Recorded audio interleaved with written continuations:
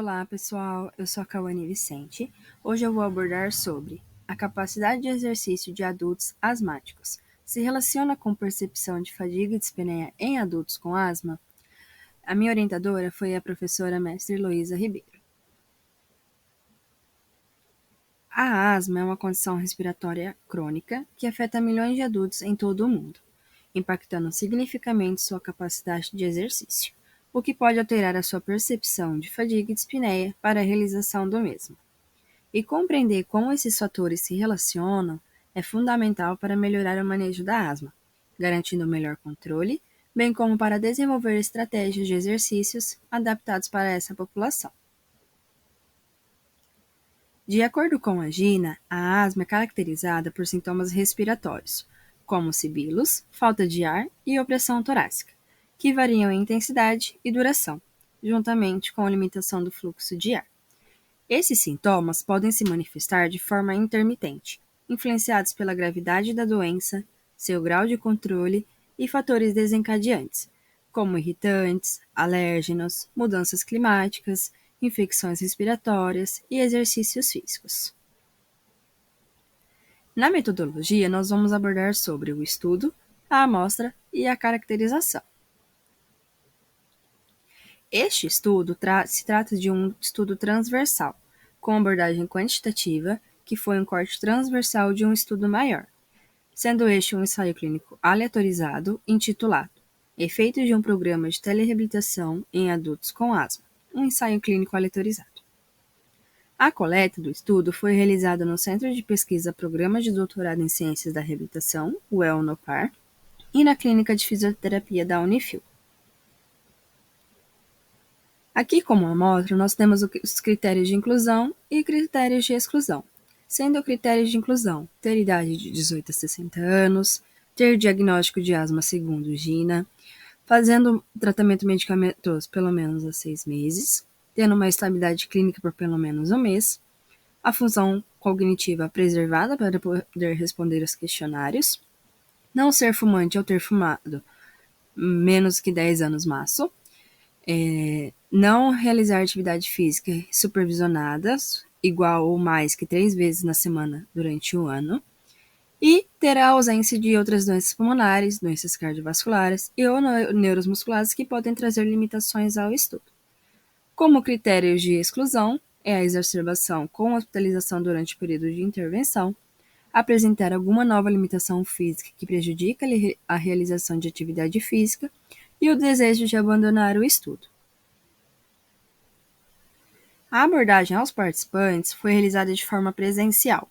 A avaliação foi composta por alguns testes, como a avaliação inicial, geral, a avaliação de dados antropométricos, no qual foram coletados os dados gerais por meio de questionário sociodemográfico, e avaliação física para idade, peso, altura, índice de massa corpórea, hábitos tabágicos, antecedentes pessoais e o autorrelato de comorbidades. E também, com o intuito de caracterizar a amostra, foi feita a função pulmonar através da avaliação pela espirometria, sendo esta realizada após o uso de broncodilatador. Para avaliar a dispneia, foi utilizado o perfil multidimensional de dispneia, o MDP. Ele é uma escala simples, no qual avalia o desconforto respiratório imediato, qualidade de falta de ar e respostas emocionais, sendo ela sensível para detectar alterações na sensação de dispneias evocadas por diferentes estímulos fisiológicos. O MDP é composto por 11 itens, cada um avaliado por uma escala numérica visual de 0 a 10. Já para a avaliação de percepção de fadiga, foi utilizada a escala de severidade da fadiga, que é composta por 9 afirmações, no qual o paciente pontua uma nota de 1 a 7 para cada item, considerando suas 2 últimas semanas até o dia atual. A pontuação é realizada pela soma das afirmações, a fim de avaliar o grau de fadiga apresentada pelo paciente.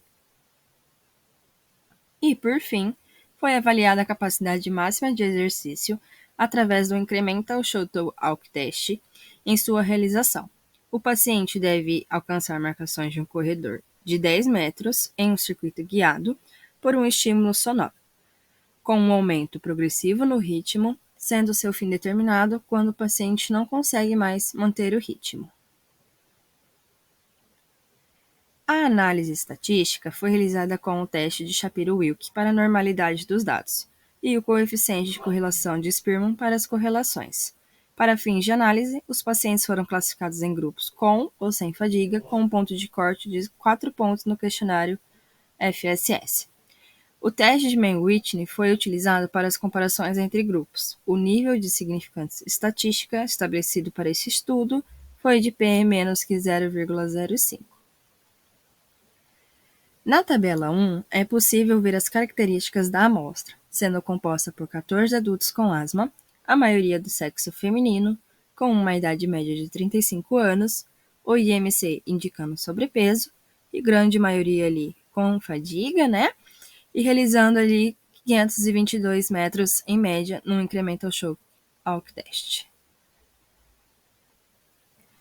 Já na tabela 2, temos as características de dispneia pela MDP em adultos com asma.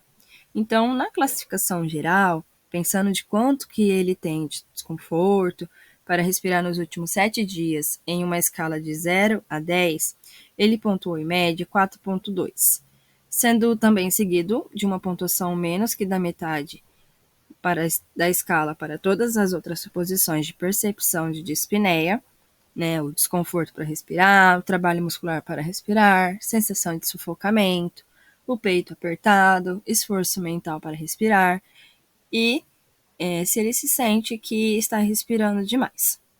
Então, sendo o trabalho muscular e o peito apertado somados, a grande percepção dos principais sintomas que eles se sentem, somando 57% das sensações percebidas. Na tabela 3, ainda vemos os resultados do questionário MDP. E aqui a percepção das emoções provindas, né, da sensação de dispneia pelo MDP. Podemos observar que a grande maioria pontuou acima da média, 6,1, como ele se sente ansioso, seguido de frustrado. Então, a dispneia causa essas sensações no paciente. Com relação nas correlações, observamos uma correlação moderada da fadiga, pensando na pontuação de 0 a 10 que ele fez no esforço mental. Correlação moderada da fadiga com a emoção da ansiedade proveniente da dispneia. O teste de capacidade máximo de exercício não teve correlação com as demais variáveis. Como conclusão, foi identificado que a capacidade funcional de exercício não é relacionada diretamente com a percepção de fadiga e sensação de dispneia. Dados antropométricos também não se correlacionam com essa variável. A fadiga foi percebida principalmente quando o paciente apresenta a sensação de dispneia, que gera necessidade de esforço mental e, consequentemente, ansiedade, mostrando que tais sintomas podem ser relacionados às condições mentais e não necessariamente físicas. Aqui estão as referências. Nós temos um grupo de pesquisa que faz avaliação e tratamento fisioterapêutico gratuito de adultos com asma. Quem tiver interesse, conhecer alguém, pode estar compartilhando, pode entrar em contato. E muito obrigada!